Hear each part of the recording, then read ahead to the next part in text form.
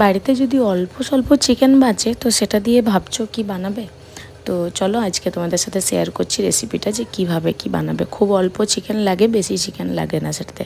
এই যে দেখতেই পাচ্ছ জলের মধ্যে চিকেনটা যে কত কম আছে। এখানে জল আর চিকেন আমি একসাথে সেদ্ধ করতে বসিয়েছিলাম। অন্য সাইডে মশলাগুলো একসাথে আমি সব রেডি করে নিয়েছিলাম। এখানে পেঁয়াজ নিয়েছিলাম, এখানে আদা রসুন কাঁচা লঙ্কা বাটা, গুঁড়ো লঙ্কার মধ্যে জিরে ধনে নুন কাশ্মীরি লঙ্কার গুঁড়ো হলুদ, আর নিয়েছিলাম টমেটো আর কাজু আর চারমগজ বাটা, আর ছিল দুধের ক্রিম। দুধের সর বা দোকান থেকে ফ্রেশ ক্রিম কিনতে পাওয়া যায়, সেটাও দিতে পারো। তো চলো রান্নাটা স্টার্ট করি। প্রথমে তেলের মধ্যে দিয়েছিলাম একটু গোটা গরম মশলা, যেমন লং এলাচ আর দারচিনি। তার মধ্যে দিয়ে দিলাম কুচিয়ে রাখা পেঁয়াজ। তারপর ভালোভাবে পেঁয়াজটা ভাজলাম। এখানে ভালো করে কিছু অল্পখানি নুন দিয়ে ভাজবে যাতে পেঁয়াজটা তাড়াতাড়ি সেদ্ধ হয়ে যায়।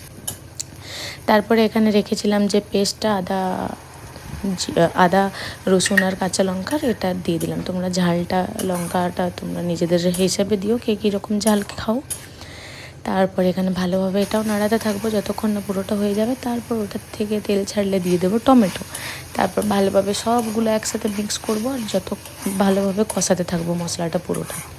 তারপরে দিয়েছিলাম যে গুঁড়ো লঙ্কাগুলো, সেগুলো একটু জলের মধ্যে একটা ঘোল বানিয়ে সেটা ঢেলে দিয়েছিলাম পুরোটা।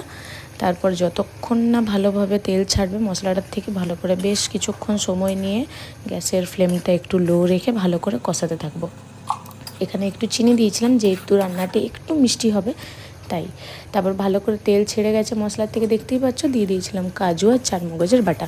যদি কারো কাছে চারমগজ না থাকে তো চারমগজের অপশনাল পোস্ত দিতে পারো।